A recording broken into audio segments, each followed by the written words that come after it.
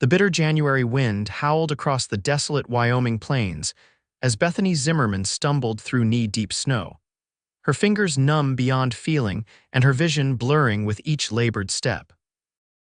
The year was 1885, and what had begun as a simple journey to visit her aunt in Laramie had turned into a desperate fight for survival when the stagecoach was robbed, and she was left behind, the driver and other passengers murdered before her eyes. "Just a little farther," she whispered to herself, teeth chattering violently as she spotted a distant structure through the swirling snow. Her thin traveling dress offered no protection against the merciless cold, and the sun was rapidly setting, transforming the already frigid afternoon into what would surely become a deadly night if she couldn't find shelter. The barn loomed larger as she approached, a solid shadow against the whiteness of the prairie. Bethany's strength was failing, her legs growing heavier with each step. The temperature had plummeted as darkness fell, and she could no longer feel her feet inside her thin leather boots. The world around her seemed to blur and spin, the only constant being the silhouette of the barn that promised salvation if only she could reach it. With one final, desperate surge of energy, Bethany pushed forward, collapsing against the weathered wooden door. Her fingers, stiff and clumsy, fumbled with the latch, but she couldn't seem to make them work properly. A sob escaped her throat as she sank to her knees, the cold seeping into her very bones. She pounded weakly against the door, hoping against hope that someone might hear. But her strength was gone, her consciousness slipping away as the cold embraced her. Luke Zimmerman hadn't expected to find anyone at his barn when he went to check on his horses before turning in for the night. The blizzard had been raging for hours, and no sane person would be out in such weather. But as he approached the structure, lantern held high against the darkness, he spotted something. Someone crumpled against the door. "Hello," he called out, quickening his pace. When there was no response, alarm shot through him. Reaching the barn, he found a young woman barely conscious, her lips blue and her skin as pale as the snow surrounding her. Miss, can you hear me?" Luke set down his lantern and quickly knelt beside her, checking for signs of life. Her pulse was faint but present, and her shallow breathing created small puffs of vapor in the freezing air. Without hesitation, Luke shrugged out of his heavy sheepskin coat and wrapped it around her slender frame. He gathered her into his arms, cradling her against his chest. "You're safe now," he said firmly, his deep voice cutting through the howling wind. "I've got you." Bethany felt herself being lifted, the sudden warmth of the coat and strong arms around her registering dimly through her fading consciousness. The words reached her as if from a great distance, but they carried a promise she desperately needed to believe. Luke carried her swiftly toward the main house, his jaw set with determination. The woman in his arms was light, too light and dangerously cold. He'd seen what the Wyoming winters could do to the unprepared, and he had no intention of letting this woman become another victim of the merciless frontier. The ranch house was modest but solid, built to withstand the harsh elements. Luke shouldered the door open, grateful he'd kept the fire stoked in anticipation of the long, cold night ahead. "Maddie," he called out to his housekeeper. "Maddie, I need help." Madeline Crawford, a stout woman in her 50s who had been with the Zimmerman ranch since Luke's father's time, hurried from the kitchen, wiping her hands on her apron. Her eyes widened at the sight of the half-frozen woman in Luke's arms. "Lord have mercy," she gasped. "Where did you find her?" "Outside the barn," Luke replied, moving to lay Bethany gently on the sofa nearest the fireplace. "She's nearly frozen through. We need to warm her up slowly." "I'll fetch blankets and heat some water," Maddie said, already moving with practiced efficiency. "And some of that medicinal whiskey your father kept." Luke nodded, his attention focused on the young woman. In the light of the fire, he could see her features more clearly. Despite the pallor of her skin, she was beautiful, with delicate features and dark lashes that stood out starkly against her white cheeks. Her hair, coming loose from what had once been an elegant arrangement, was the color of chestnuts, rich and warm. "Can you hear me, miss?" he asked, taking her cold hands between his and rubbing gently, trying to restore circulation. Bethany stirred slightly, her eyelids fluttering. She felt warmth gradually seeping into her, chasing away the deadly cold that had nearly claimed her. With tremendous effort, she opened her eyes, finding herself looking into the most intense blue gaze she had ever encountered. "Where?"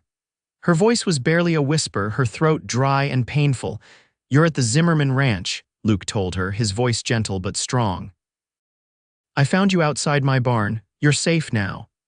Maddie returned with an armload of blankets and a steaming cup. "Here, we need to get these around her and then see if she can take a sip of this. It's broth with a splash of whiskey. It'll warm her from the inside."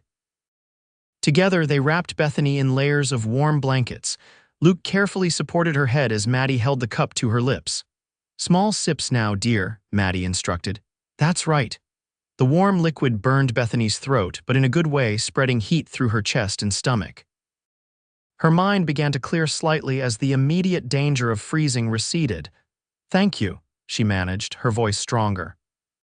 Her gaze returned to the man who had saved her, taking in his features' strong jaw covered in a day's worth of stubble, those penetrating blue eyes, and dark hair that curled slightly where it touched his collar. "My name is Bethany," she said. "Bethany Zeller." The lie came automatically, a protective instinct born of recent terror. Until she knew she was truly safe, she would keep her real identity hidden. "Luke Zimmerman," he replied with a slight nod. "And this is Madeline Crawford, who keeps this place and me from falling apart." Maddie made a dismissive noise but smiled warmly at Bethany. "You just rest now, Miss Zeller. You've had quite an ordeal by the looks of it." "The stagecoach," Bethany said suddenly, memories flooding back. "They attacked the stagecoach, the driver, the other passengers." Her voice broke as tears filled her eyes. Luke's expression darkened. "Bandits," Bethany nodded, a sob escaping her. "They killed everyone else. I ran. I hid in the trees until they were gone, and then I just started walking. I didn't know where I was going." "You're lucky to be alive," Maddie said softly, patting her hand.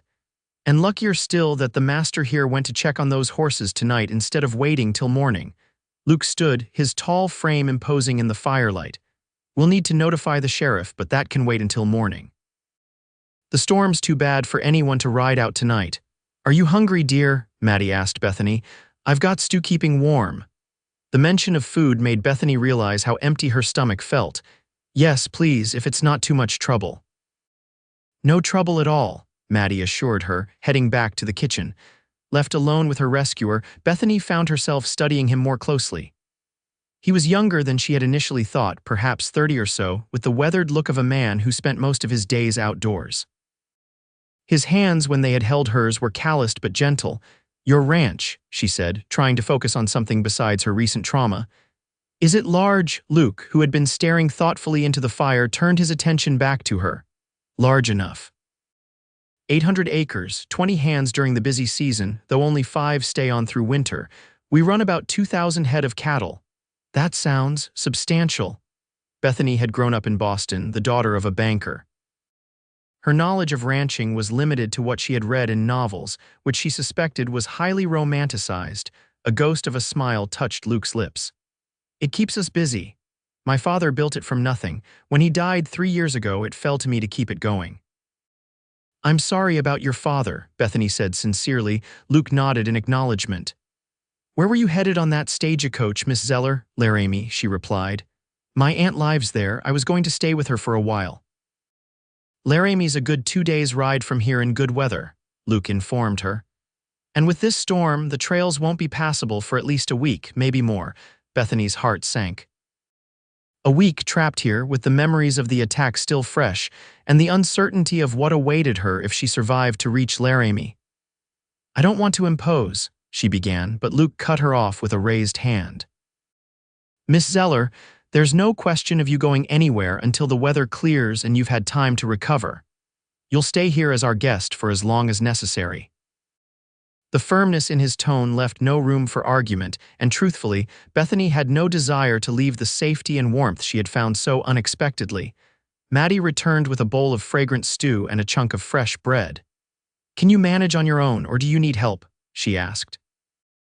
"I think I can manage," Bethany said, her strength returning enough that she could sit up straighter and take the bowl.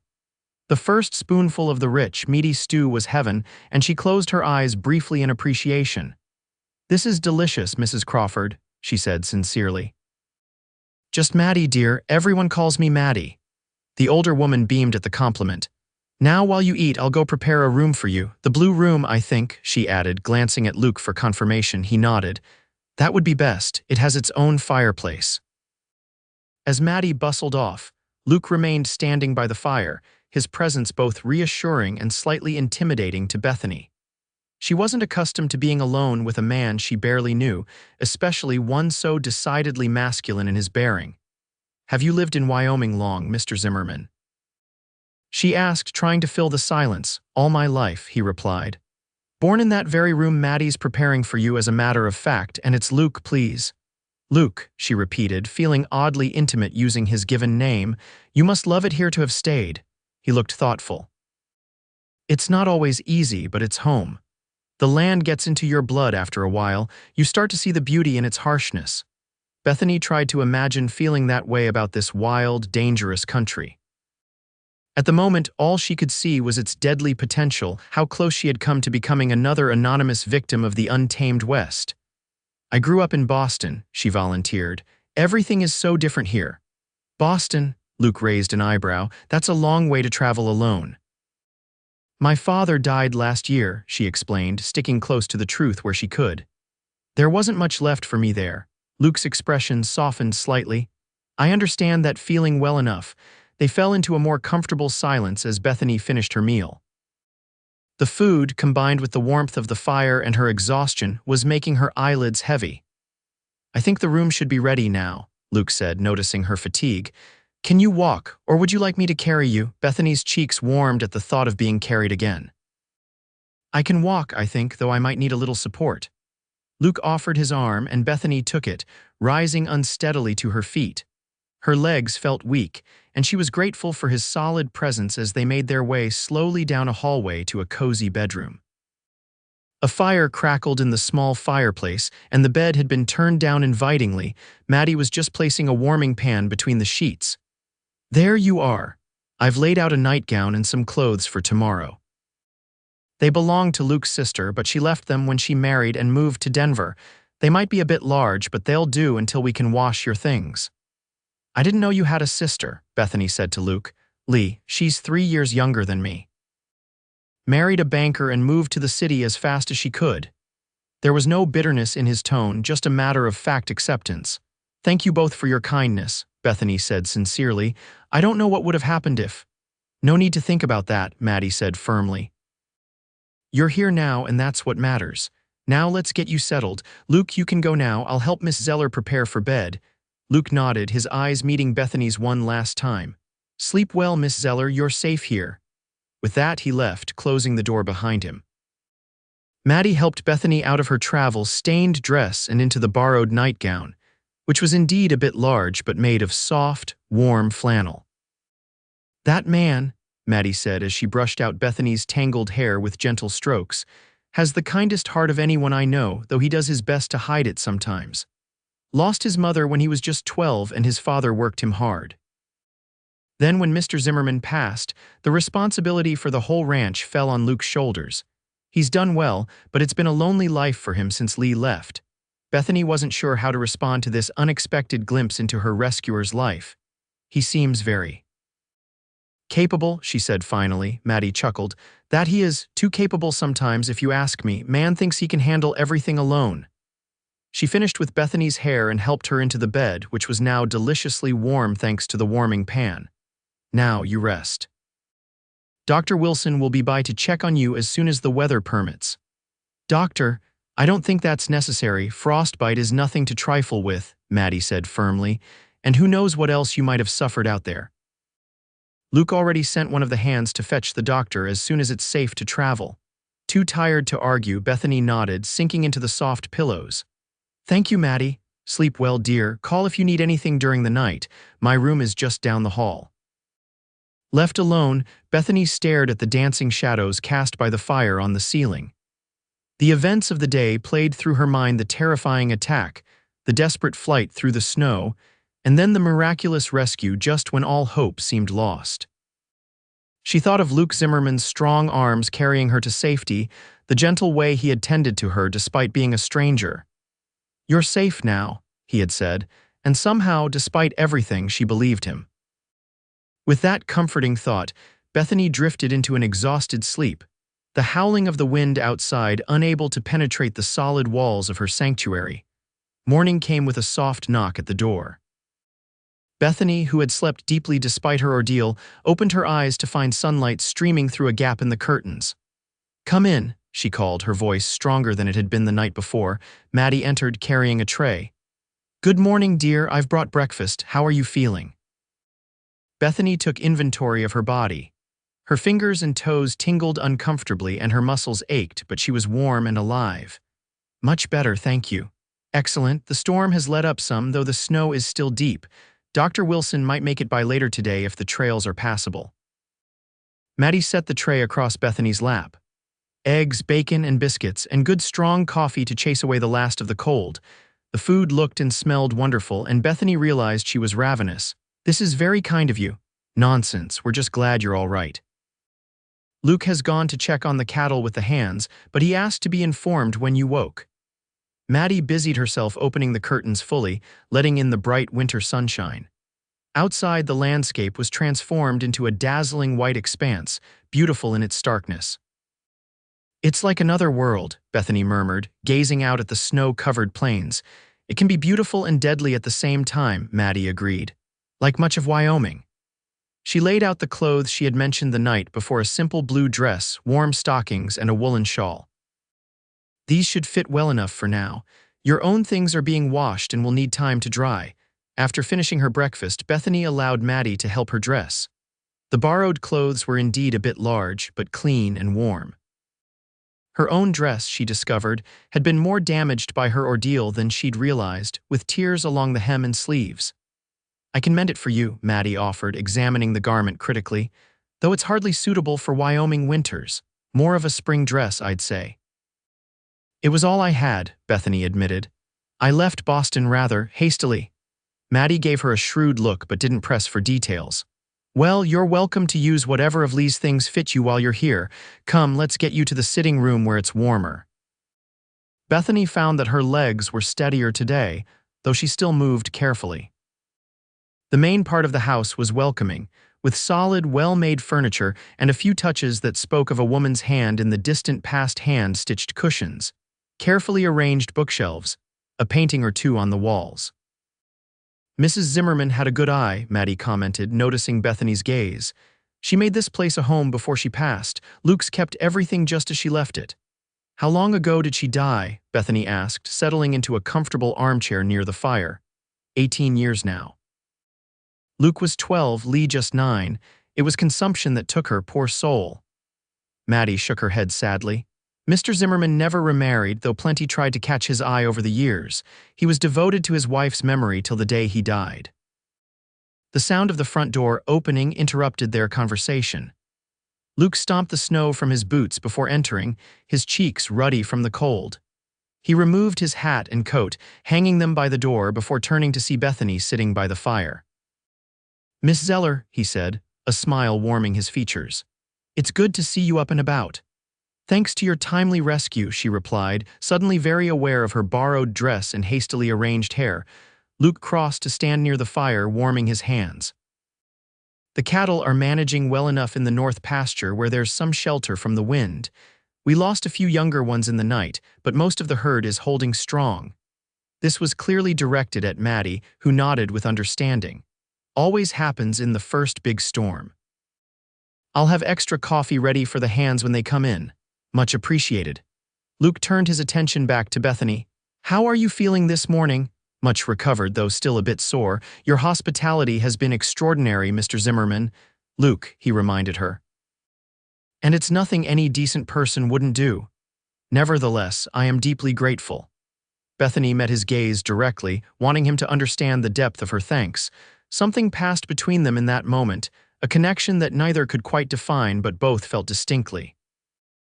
Luke was the first to break eye contact, clearing his throat slightly. "I've sent word to Sheriff Mills about the stagecoach attack. He'll want to speak with you when he can make it out here, which might not be for a few days given the state of the trails." The reminder of the attack dimmed Bethany's spirits. "Of course, I'll tell him everything I can remember." In the meantime, you're welcome to make yourself at home here. There's not much entertainment to be had, I'm afraid, but there are books in the study if you enjoy reading." "I do very much," Bethany said, brightening slightly. "Reading has always been a favorite pastime." "Then I'll show you the study after I've had something to eat," Luke offered. "My father was quite the collector of books, said a man's mind needed exercise as much as his body." "He sounds like a wise man." "He was that," Luke agreed. "Stubborn as the day is long but wise in his way." Maddie returned with coffee for Luke and a fresh cup for Bethany. "Breakfast is waiting in the kitchen for you, Luke, and Doc Wilson just rode in. I've shown him to the blue room to wait for Miss Zeller." "I'll escort her there after I've eaten," Luke said, but Bethany shook her head. "There's no need to interrupt your meal. I can find my way back, if you're sure." Luke seemed reluctant to let her go alone, but Bethany was determined to show that she wasn't completely helpless. "Quite sure. Please enjoy your breakfast." With that, she rose and made her way carefully back to the bedroom, where a middle-aged man with kind eyes and a neatly trimmed beard awaited her. "Miss Zeller, I presume? I'm Dr. James Wilson. I understand you had quite the ordeal yesterday." Bethany submitted to his examination with as much dignity as she could muster. The doctor checked her fingers and toes carefully, nodding with satisfaction. "You're a fortunate young woman," he pronounced finally.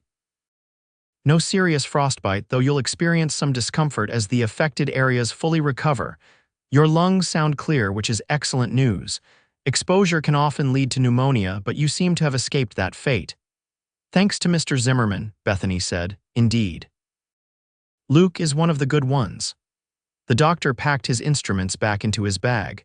"I recommend rest for the next few days, plenty of warm food and drink, and gradual exercise as you regain your strength. Nothing strenuous until that tingling in your extremities subsides completely." "How long might that take?" "A week, perhaps 2. Everyone recovers at their own pace." He hesitated, then added, "Sheriff Mills asked me to inquire if you felt up to giving a statement about the stagecoach attack. There have been several such incidents in recent months, and any details you can provide might help bring the perpetrators to justice." The thought of reliving the horrific events made Bethany's stomach clench, but she nodded resolutely. "Of course. Whenever he can make it here, I'll tell him everything I saw." "Good girl, I'll let him know." The doctor closed his bag with a snap. "Now, I suggest you continue to rest today, perhaps some gentle walking around the house, but nothing more taxing." After the doctor left, Bethany returned to the sitting room to find Luke waiting for her, his meal finished. "What's the verdict?" he asked, concern evident in his expression. "I'm to rest and stay warm, but Dr. Wilson says I should recover fully with time." Relief crossed Luke's features. "Good, that's very good news." He gestured toward a doorway off the main room. "Would you like to see the study now? I thought you might want to select something to read." The study was a surprisingly cozy room lined with bookshelves. A large desk dominated one wall, with a leather chair behind it that had clearly seen years of use. The room smelled pleasantly of tobacco, leather, and the distinctive scent of old books. "This was my father's domain," Luke explained, running a hand along one of the shelves. "He ordered books from as far away as New York and San Francisco. Said a ranch might isolate the body, but there was no need for it to isolate the mind." Bethany moved along the shelves, reading titles with growing appreciation. There were classics of literature, scientific works, histories, and even some poetry collections. "This is wonderful," she said sincerely. "My father was also a great reader. Our library in Boston was one of my favorite places in the world." "You're welcome to borrow anything that catches your interest," Luke offered. Bethany selected a volume of Tennyson's poetry and a novel she had heard of but never read. "These will keep me occupied for a while, thank you." As they left the study, Luke hesitated, then said, "I need to go back out to check on the herd, but I should return by supper time. Is there anything you need before I go?" "No, thank you. I have books now, and Maddie has been most attentive." Luke nodded, seemingly satisfied. "Then I'll see you this evening." As he donned his coat and hat once more, Bethany found herself watching him with interest. There was something compelling about the quiet strength he radiated, the sense of absolute capability that surrounded him. In Boston, she had been courted by several well-bred young men, sons of her father's associates, but none of them had possessed the solid presence that Luke Zimmerman did. The day passed peacefully, with Bethany alternating between reading and resting. Maddie brought her lunch and checked on her regularly, but otherwise left her to her own devices. By late afternoon, Bethany felt restless enough to explore the house a bit more. The Zimmerman home was larger than it had initially appeared, with several bedrooms upstairs in addition to the ones on the main floor. Everything was neat and functional, with occasional touches of beauty: a hand-carved mantelpiece, curtains with delicate embroidery along the edges, a collection of painted china in a cabinet in the dining room. In one upstairs room, Bethany found what must have been Lee Zimmerman's bedroom before she married and moved away.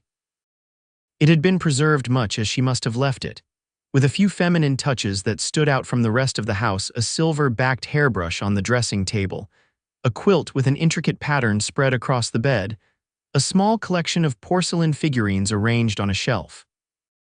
Bethany wondered about the woman who had grown up here, who had chosen to leave this life behind for the comforts of a city. Had she felt trapped by the isolation, the harshness of the environment? Or had she simply fallen in love with a man whose life took her in a different direction? Lost in these thoughts, Bethany didn't hear Luke return until his voice called up the stairs. "Miss Zeller, Maddie was wondering where you'd gotten to." Startled, Bethany hurried to the top of the stairs. "I'm sorry, I was just exploring a bit. I hope that's all right." Luke stood at the bottom of the staircase, looking up at her. For a moment, the scene felt oddly domestic, as if they were a long-married couple rather than virtual strangers thrown together by circumstance. "Of course it's all right. This is your home for as long as you need it to be." There was a warmth in his voice that made Bethany's heart beat a little faster. "Supper will be ready soon," he continued. "Maddie's made her famous venison stew since we have a guest." "That sounds wonderful." Bethany descended the stairs carefully, very aware of Luke watching her progress, ready to assist if needed. When she reached the bottom, they stood facing each other for a moment, closer than they had been before. Bethany could smell the cold, fresh air that clung to his clothes, mixed with the scent of leather and horses. "How was your day?" she asked, suddenly feeling shy. "Cold," he replied with a small smile, "but productive. We moved the herd to better shelter and repaired some fencing that came down in the storm." He studied her face. "You have more color today. That's good to see." "I feel much stronger," she assured him. "Your home is very restorative." Something flickered in his eyes at her use of the word home, but before he could respond, Maddie called from the kitchen. "Supper's on the table. Come while it's hot." The meal was indeed delicious, the venison tender and flavorful in a rich gravy with root vegetables. Bethany found herself with a hearty appetite, which both Maddie and Luke seemed pleased to see. "Nothing like nearly freezing to death to make you appreciate a hot meal," Maddie remarked with her characteristic bluntness. The conversation flowed more easily than Bethany had expected. Luke asked about Boston, and she told him about the busy streets, the fine buildings, and the cultural life of the city. In turn, he shared stories of growing up on the ranch, of learning to ride almost before he could walk, of the challenges and rewards of the ranching life. "It must be difficult in the winter," Bethany observed. "Winter's hard," Luke acknowledged. "But spring makes it all worthwhile. When the new calves arrive and the grass starts to green up, there's no place on earth I'd rather be."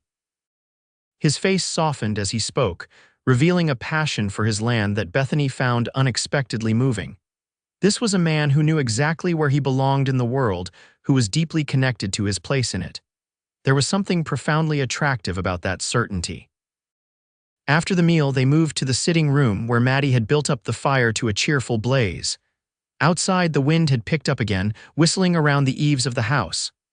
"Another storm coming," Luke observed, glancing toward the window where darkness had fallen. "We might be snowed in for a few days. Will the cattle be all right?" Bethany asked, genuinely concerned. Luke looked pleased at her question. "They should be. We've moved them to where there's natural shelter and enough forage to last a while. Cattle are tougher than they look." "Much like the people who raise them, I imagine," Bethany said with a smile. Luke chuckled, the sound warm and rich. "I suppose that's true enough." Maddie brought coffee and a plate of cookies before excusing herself for the night, leaving Bethany and Luke alone by the fire. There was a moment of awkward silence as they both realized their relative privacy. Tell me more about your family, Bethany said finally.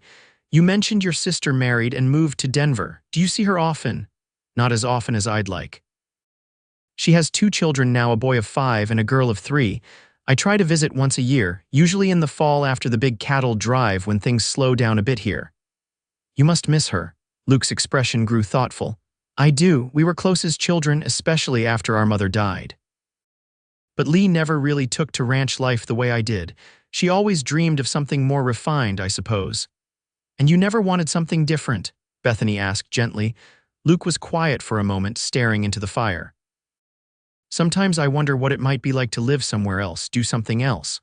But then I go out at sunrise and see the mountains in the distance, feel the land stretching out around me, and I know this is where I'm meant to be. He looked up at her, his blue eyes reflecting the firelight. What about you? Did you always want to leave Boston? Bethany hesitated, unsure how much of her true situation to reveal. No, she admitted finally. I never imagined leaving until circumstances made it necessary.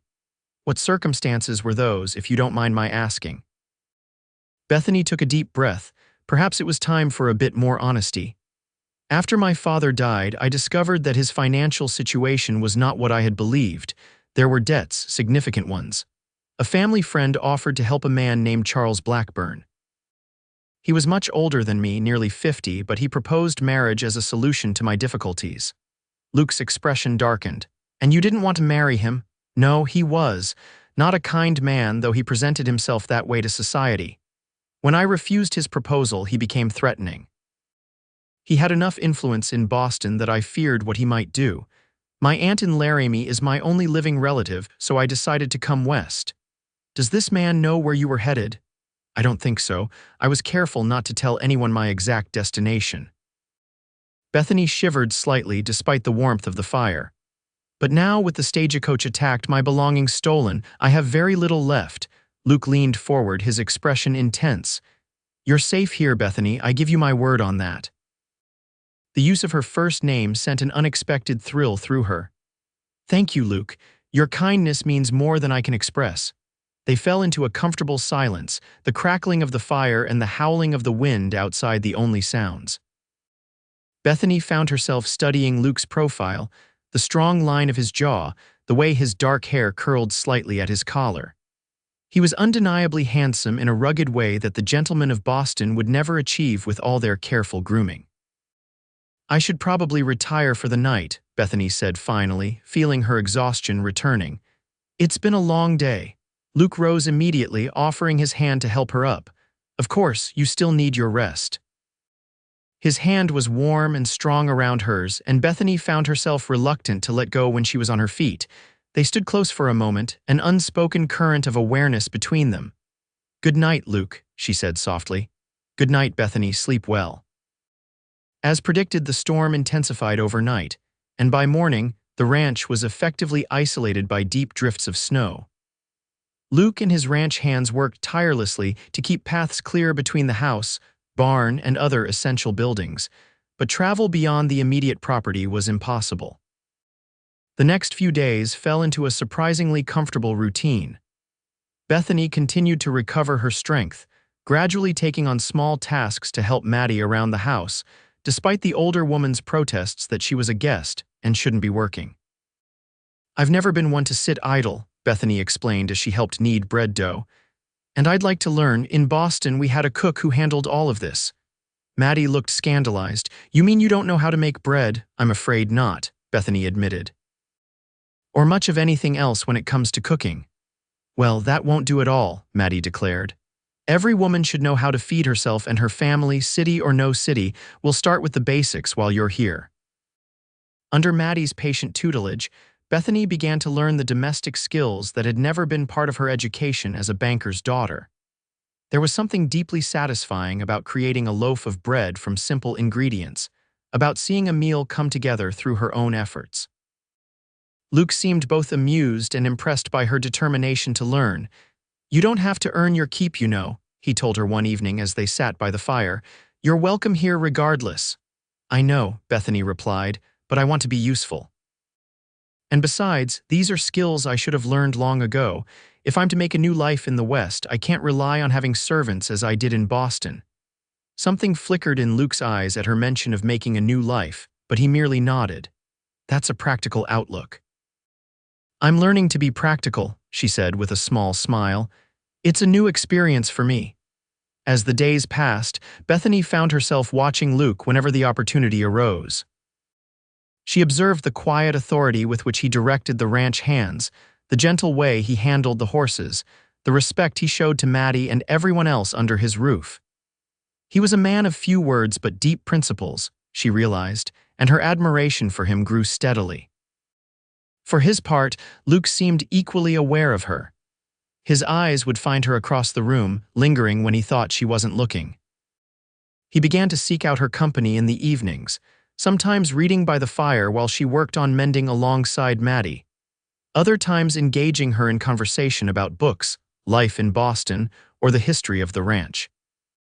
A week after her arrival, the weather finally cleared enough for Sheriff Mills to make the journey from the nearest town. He was a weathered man in his 50s with sharp eyes that missed nothing. "Miss Zeller," he greeted her, removing his hat as he entered the house. "I understand you had quite an ordeal. I'm glad to see you recovering well." Luke remained close as Bethany recounted the stagecoach attack, his presence lending her strength as she described the terrible events. She told the sheriff everything she could remember: the number of attackers, 4, their appearance masked, but one had a distinctive limp, the way they had methodically executed the driver and the other 2 passengers. "And they didn't see you?" the sheriff asked. "I slipped away when they first stopped the coach," Bethany explained. "There was a stand of trees nearby, and in the confusion I managed to reach it unnoticed. They searched for a while after they finished with the others, but it was starting to snow heavily by then, and they eventually gave up." Sheriff Mills nodded grimly. "You're fortunate, Miss Zeller. This sounds like the same gang that's hit 3 other stagecoaches in the past 2 months. No survivors before you." "Do you know who they are?" Luke asked, his voice tight with controlled anger. "We have suspicions. A group led by a man named Silas Reed has been operating in this territory for a while. He's a former cavalry officer who turned outlaw after the war, clever and brutal." The sheriff shook his head. "We've been trying to track them, but they know the territory too well." "What can be done?" Bethany asked. "We'll keep hunting them. Your description of the man with the limp is helpful. That matches what we know of one of Reed's associates." Sheriff Mills tucked his notebook away. "In the meantime, Miss Zeller, I'd advise you to stay put until we've made some progress. These men don't like leaving witnesses." The sheriff's warning cast a shadow over the relative peace Bethany had found at the ranch. That night after he had departed, she sat by the fire, lost in troubled thoughts. "You're safe here," Luke said quietly, seeming to read her mind as he joined her. "No one will harm you while you're under my roof." Bethany looked up at him gratefully. "I believe you, it's just I never imagined my life taking such a turn. A month ago, I was attending tea parties and charity events in Boston. Now I'm hiding from outlaws in Wyoming." Despite the seriousness of the situation, Luke's mouth quirked into a smile. "Life has a way of surprising us. Indeed it does." Bethany hesitated, then added, "I should tell you, my name isn't really Zeller, it's Zimmerman." Luke's eyebrows rose. "Zimmerman? That's quite a coincidence." "Yes, I used Zeller when I first arrived because I was frightened and didn't know if I could trust anyone. I'm sorry for the deception." "No need to apologize," Luke assured her. "You had every reason to be cautious." He studied her curiously. "Zimmerman isn't a terribly common name. I wonder if there might be some distant connection between our families." "Perhaps," Bethany said, though she doubted it. Her father had been a first-generation immigrant from Germany who had changed the pronunciation of their name to sound more American. "In any case, I wanted you to know the truth." "I appreciate your honesty, Bethany Zimmerman," Luke said, emphasizing her real surname with a warm smile that made her heart flutter unexpectedly. The next morning dawned clear and cold, with sunlight glittering on the snow-covered landscape. Luke announced at breakfast that he and several hands would be riding out to check on a distant part of the herd that hadn't been seen since before the storm. "We'll be gone most of the day," he told Bethany. "Will you be all right here with Maddie?" "Of course," she assured him, though she felt an irrational flicker of unease at the thought of him leaving, even for a day. "Please be careful." "Always am," he replied with a confident smile that didn't quite mask the concern in his eyes. Keep the doors locked while I'm gone, just as a precaution. After Luke and his men had ridden out, Bethany helped Maddie with the laundry, finding the physical work a welcome distraction from her worries. They were hanging sheets to dry in the warm kitchen when a knock came at the front door. Both women froze, exchanging alarmed glances. "Are we expecting anyone?" Bethany whispered. Maddie shook her head, her expression grim. "Stay here," she instructed, moving to a cabinet and removing a shotgun that Bethany hadn't known was there. "I'll see who it is." "Maddie, wait," but the older woman was already moving toward the front of the house with surprising stealth for someone of her size and age. Bethany followed at a distance, her heart pounding.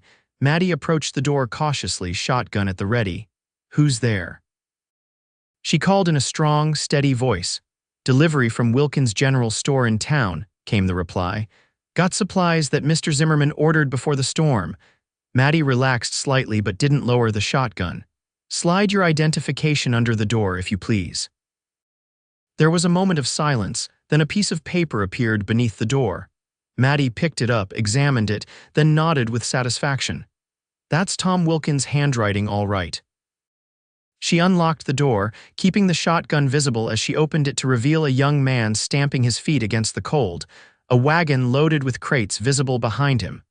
"Morning, Mrs. Crawford," he said cheerfully. "Got quite a load here for Mr. Zimmerman. Where would you like it?" "The storeroom at the back, same as always," Maddie directed, finally lowering the weapon. "Bethany, would you help me check the delivery against Luke's order list? It's in the desk drawer in the study." Relieved that the visitor was legitimate, Bethany hurried to retrieve the list.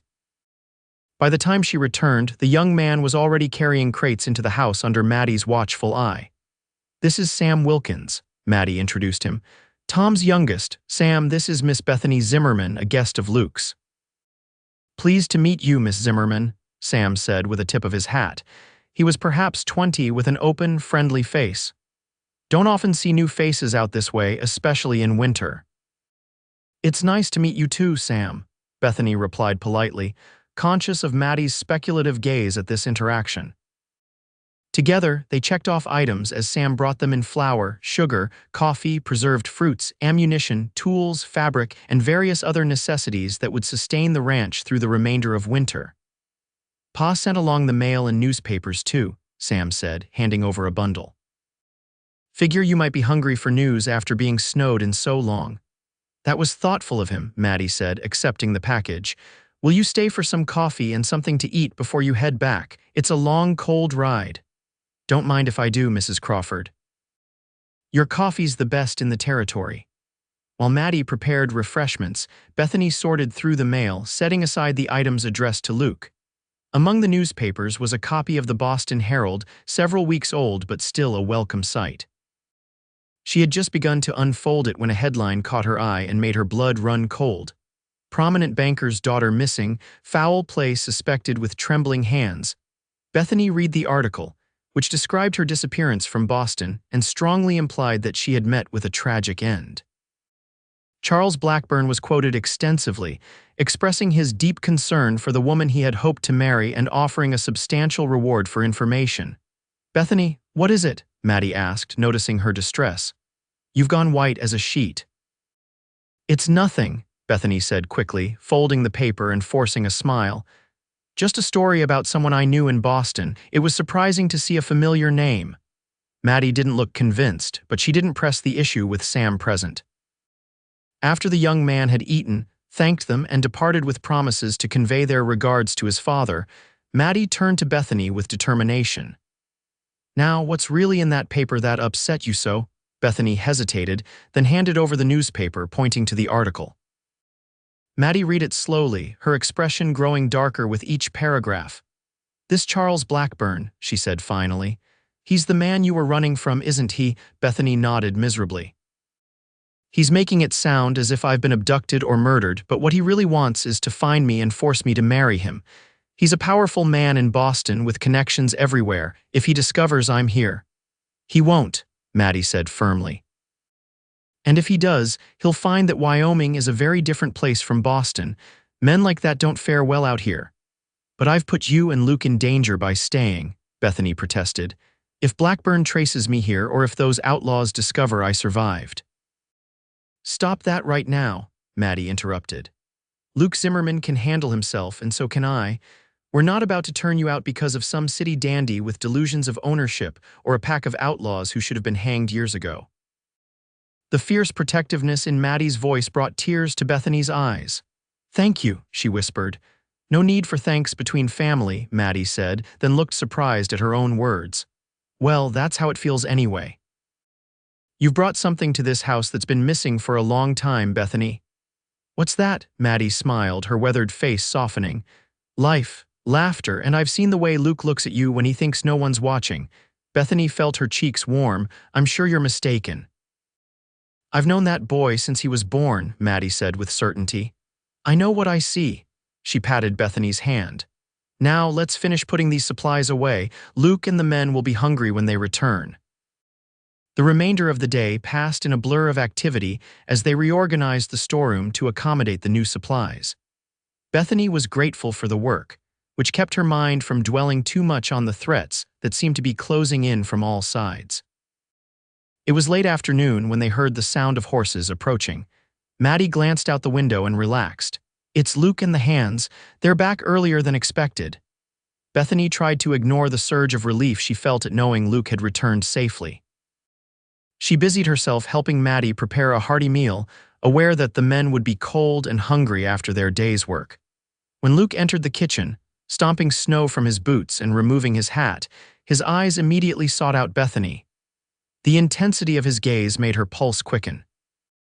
Everything all right here? He asked, his question clearly directed more to her than to Maddie.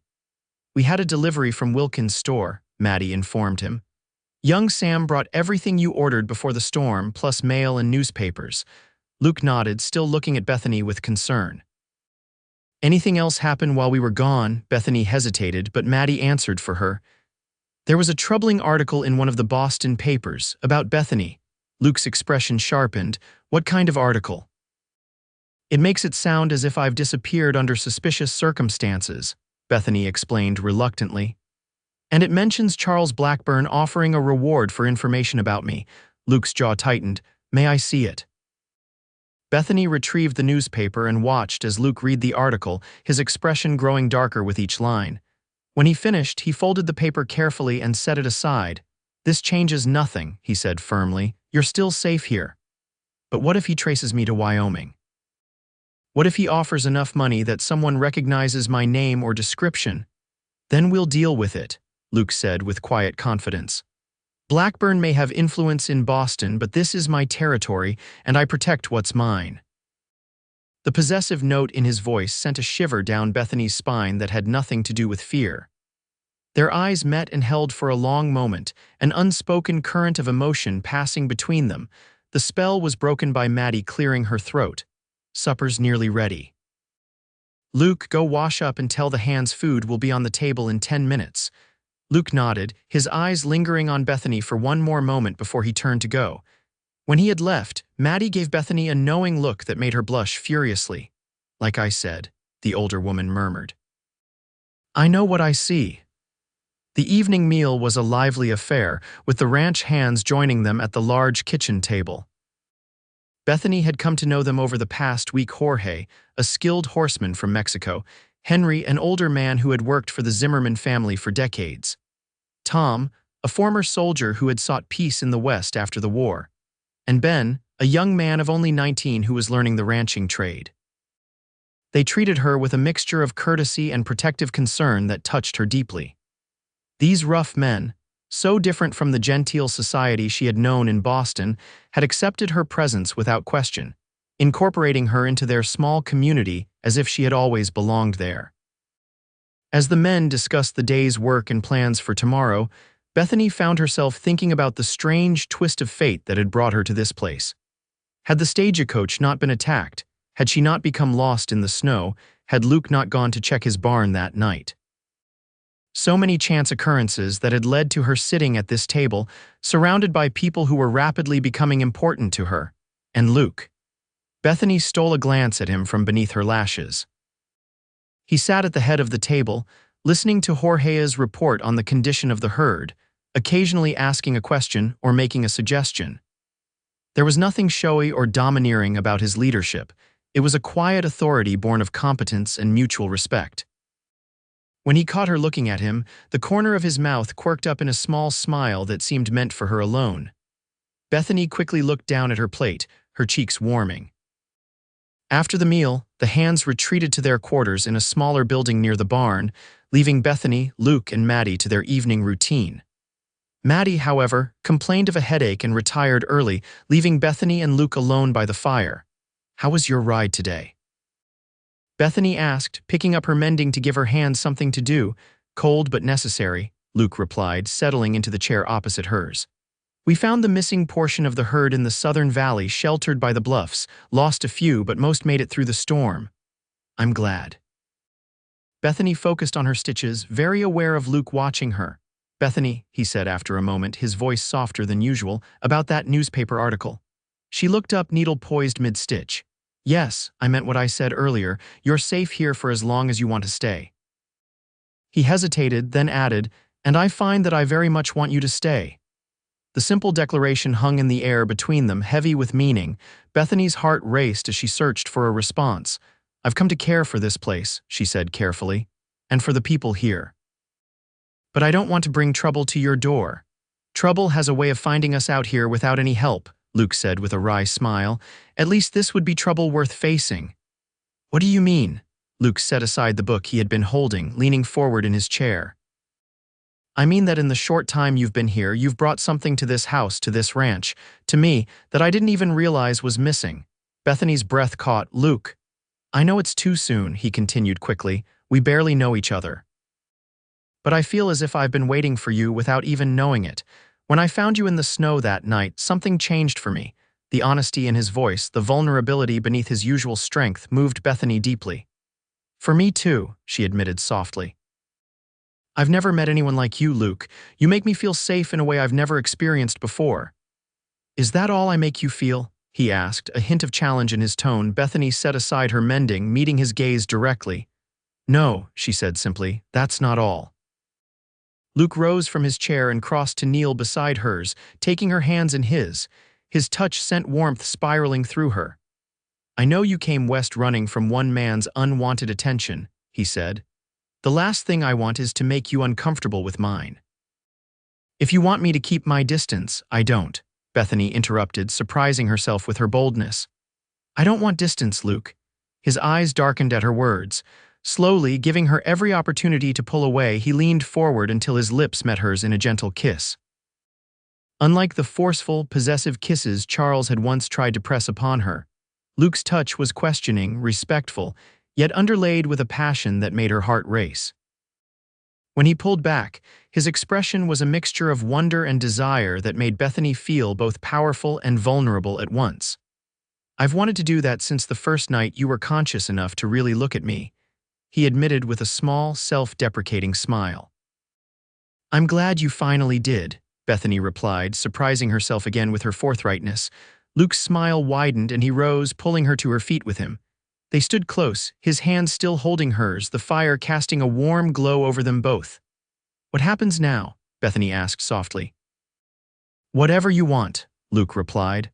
"I'm not asking for promises, Bethany. I just want you to know that you have a place here if you choose to take it." The sincerity in his words touched her deeply.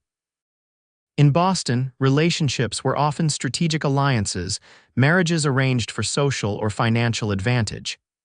Luke's straightforward declaration, free of manipulation or ulterior motive, was refreshingly different. "Thank you," she said simply, "for everything." He raised one hand to gently cup her cheek. "You don't need to thank me for something that brings me joy." This time when he kissed her, Bethany responded more boldly, her arms sliding around his neck as she pressed closer to him. Luke's arms encircled her waist, strong and secure, holding her as if she were precious. When they finally parted, both slightly breathless, Luke rested his forehead against hers. "I should probably say good night before I forget myself entirely," he murmured. Bethany nodded, though reluctantly. "Good night, Luke." "Good night, Bethany." He pressed one more gentle kiss to her forehead before releasing her and stepping back. "Sleep well." As Bethany prepared for bed that night, her mind was awhirl with emotions. The dangers that threatened her from outside Blackburn, the outlaws seemed less overwhelming when balanced against the warmth and security she had found here, with Luke. For the first time since leaving Boston, Bethany allowed herself to imagine a future that wasn't defined by running or hiding. A future here, in this place that already felt more like home than the elegant townhouse in Boston ever had. The next morning, Bethany awoke to the sound of raised voices from the front of the house. Alarmed, she quickly dressed and hurried to investigate, finding Luke in intense conversation with Sheriff Mills, who had apparently ridden out at first light. "What's happening?" she asked, looking between the two men. Luke's expression was grim. "The Reed gang attacked a farm about 15 miles from here yesterday, killed the husband, left the wife for dead, though she survived to raise the alarm. And they're headed this way," Sheriff Mills added bluntly. "At least, that's what Mrs. Jenkins reported before she passed out. Said she heard them talking about finding the woman who got away from them at the stagecoach." Bethany felt the blood drain from her face. "They know I'm alive. How small towns loose talk," the sheriff said with a shrug. "Word gets around. Someone must have mentioned a woman survivor staying at the Zimmerman ranch, and it reached the wrong ears." "How many in the gang?" Luke asked, his voice steady despite the tension evident in his stance. "5 that Mrs. Jenkins saw. Could be more," Luke nodded, already calculating. "I have 5 hands plus myself. If you stay, Sheriff, that makes 7 against their 5 or more." "I'm staying," Mills confirmed. "Already sent word to town for reinforcements, but they won't get here before nightfall at the earliest." "We'll be ready," Luke said with quiet determination. He turned to Bethany, his expression softening slightly. "I need you to stay inside with Maddie. Whatever happens, don't leave the house unless one of us comes for you." Bethany wanted to protest, to insist that she wouldn't hide while others risked their lives for her, but she recognized the logic of his request. She would only be a liability in a fight. "I understand," she said instead. "But please be careful, both of you." "We will," Luke assured her. To the sheriff, he added, "Let's gather the men and make a plan." The next few hours passed in a flurry of grim preparation. The ranch hands, upon hearing the situation, demonstrated the same quiet competence that Bethany had observed in Luke. They checked weapons, distributed ammunition, and discussed defensive positions with the matter-of-fact efficiency of men accustomed to facing danger. Maddie, when informed, simply nodded and went to retrieve a rifle of her own from a cabinet. "Been a while since I've had cause to use this," she remarked, checking the mechanism with practiced hands. "But I haven't forgotten how." By mid-afternoon, the ranch had been transformed into a fortress of sorts. The hands were positioned strategically around the property, with clear lines of sight in all directions.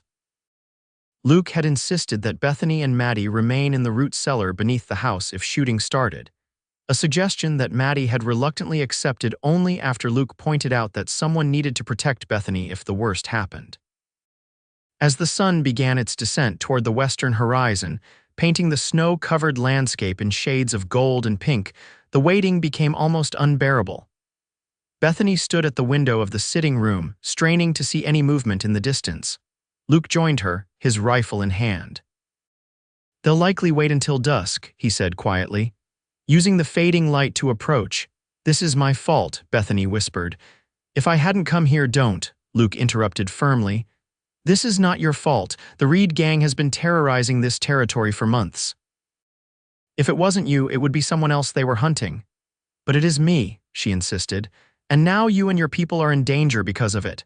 Luke set his rifle aside and turned her to face him, his hands gentle but insistent on her shoulders.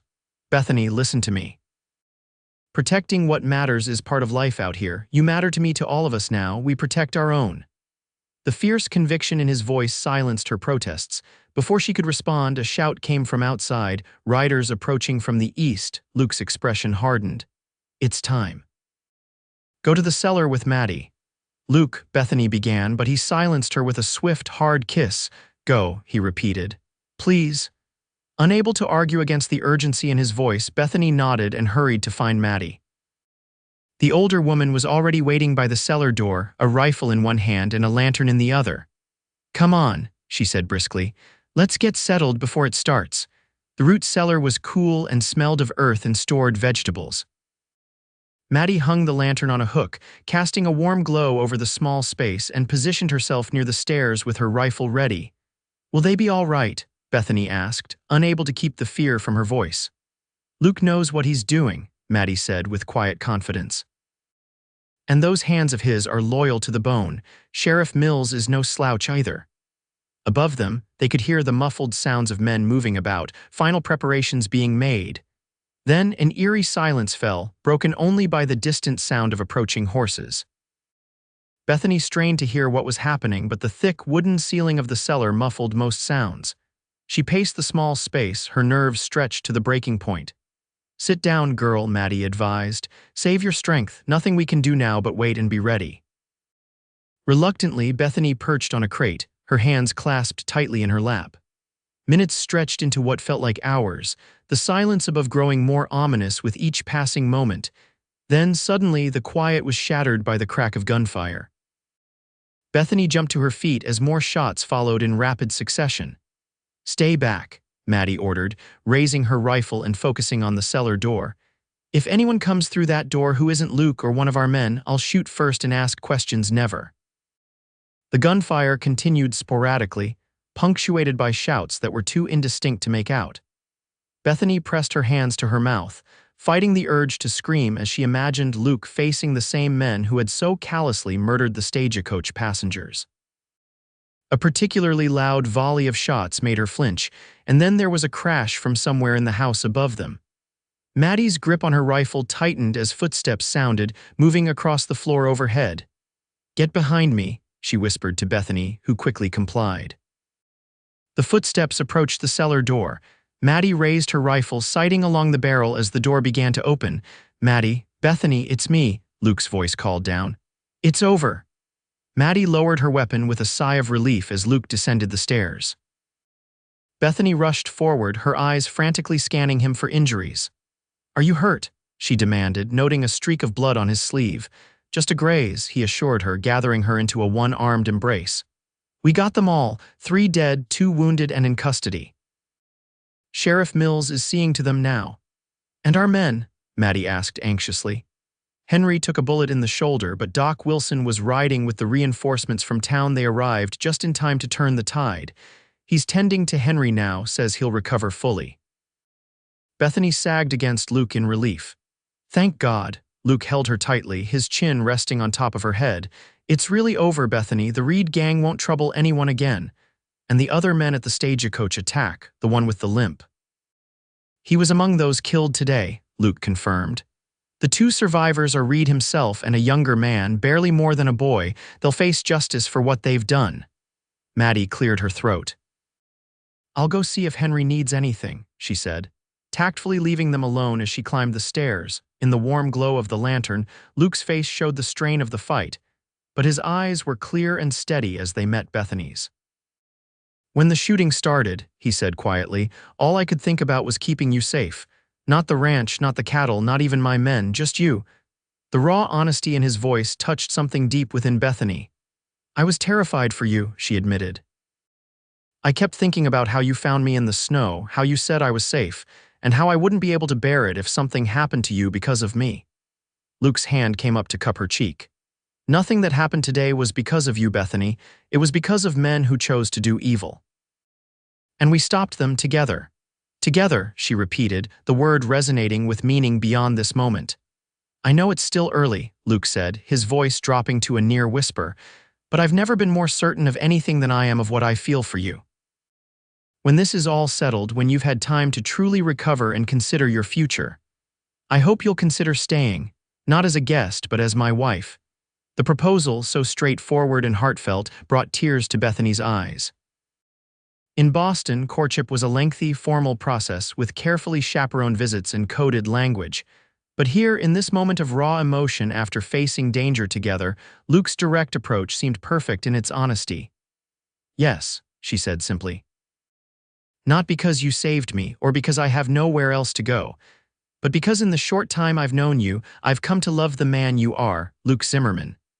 The joy that transformed his face at her words was beautiful to behold. Luke gathered her into his arms, his kiss passionate yet tender, a promise of the life they would build together. When they finally ascended from the cellar, they found the ranch hands, Sheriff Mills, and several men from town gathered in the kitchen. The wounded outlaw leader, Silas Reed, and his young accomplice had already been taken to town under heavy guard. Henry sat at the table, his shoulder bandaged, looking pale but triumphant as Maddie fussed over him. A cheer went up as Luke and Bethany entered, their joined hands making their new relationship clear to everyone present. Maddie's knowing smile suggested she had expected nothing less. In the days that followed, life gradually returned to normal at the Zimmerman ranch. The bodies of the dead outlaws were taken to town for burial, Henry began his recovery, and the newspaper carried the story of the Reed gang's defeat, with Bethany's role as the surviving witness prominently mentioned. "Won't Blackburn see this?" Bethany worried when she saw the article. "Let him," Luke said with confidence. "By the time any news reaches Boston and he makes his way out here, we'll be married. And a married woman can't be forced to go anywhere against her will, especially not by a man with no legal claim to her." The simplicity of his solution made Bethany laugh despite her concerns. "Is that your plan? Marriage as protection?" Luke's expression softened. "Marriage as the beginning of a life together," he corrected. "Protection is just a convenient side benefit." With spring approaching and the worst of winter behind them, Luke and Bethany were married in the small church in town. Maddie wept openly, declaring it the happiest day since Luke's own birth. Lee Zimmerman Brady traveled from Denver with her husband and children to attend, embracing Bethany warmly and whispering, "Thank you for bringing joy back to my brother's life." As they exchanged vows, Bethany marveled at the journey that had brought her to this moment. From the terror of that snowy night to the warmth and security of Luke's love, she had found not just safety but a true home, a place where she belonged in a way she never had in Boston. "I, Luke, take you, Bethany, to be my wife," Luke said, his voice strong and clear as he slipped a simple gold band onto her finger. "To have and to hold from this day forward, for better or worse, for richer or poorer, in sickness and in health, to love and to cherish, until death do us part." As Bethany repeated her own vows, she felt the last of her fears slip away. Whatever challenges the future might hold, they would face them together. Later, at the celebration held at the ranch, Sheriff Mills approached them with a telegram in hand.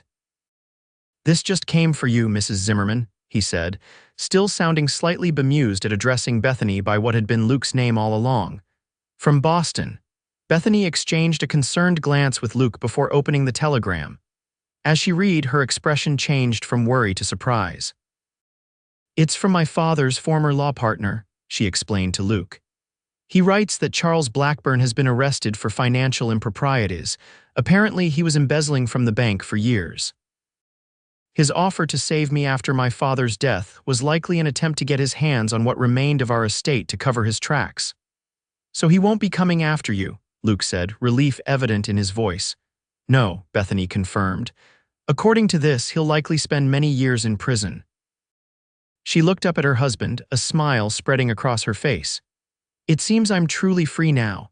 Luke pulled her close, his arm secure around her waist. "You've been free from the moment you decided to leave Boston," he said softly, "but I'm glad you'll have peace of mind as well." As the celebration continued around them, Bethany leaned into Luke's embrace, watching as their friends and neighbors danced and laughed. Maddie was attempting to teach young Ben a proper waltz, while Henry, his arm still in a sling, regaled a group of townspeople with the tale of the shootout, each retelling making his own role slightly more heroic. "Happy?" Luke asked, his breath warm against her ear. Bethany turned in his arms to face him, reaching up to touch his cheek gently. "More than I ever imagined possible," she replied truthfully. "When you found me that night, when you wrapped me in your coat and told me I was safe, I had no idea that you were offering me not just safety, but a home. A family, a love I never knew existed." Luke's eyes, so blue and clear, shone with emotion as he bent to kiss her. "And I had no idea that by saving you, I was saving myself as well," he murmured against her lips. "Welcome home, Bethany Zimmerman, for good this time." As the sun set over the Wyoming plains, painting the sky in brilliant hues of orange and pink, Bethany knew with absolute certainty that she had found where she belonged. In Luke's arms, on this land that had initially seemed so harsh and unforgiving, she had discovered not just safety, but love, purpose, and the promise of a future brighter than any she could have imagined on that cold, desperate night when she had nearly frozen outside the barn.